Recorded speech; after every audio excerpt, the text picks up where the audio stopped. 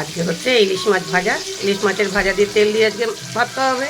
আর এখানে আছে মাংস, মটন আর মটনের মাথা দিয়ে একসঙ্গেই মিশিয়ে করে রান্না হবে। ইলিশ মাছ কটাকে আগে ভাজানোর জন্য দিয়েছি। মাংসটা বসানোর জন্য এখানে পেঁয়াজটাকে ভাজতে নিয়েছি, লঙ্কা, জিরে আর তেজপাতা ফোড়ন দিয়ে।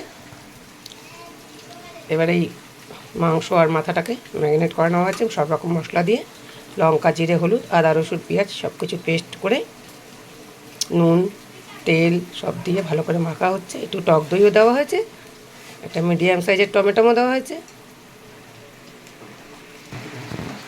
মাংসটাকে এখন দেওয়া হচ্ছে কষানোর জন্য।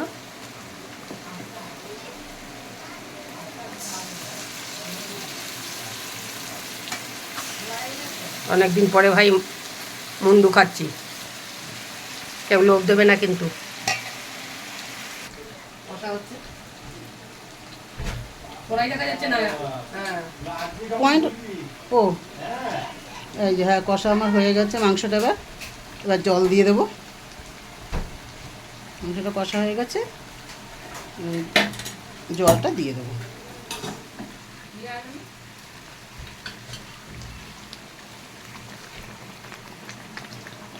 দিয়ে দিয়েছি, জলটা দিয়ে দিয়েছি।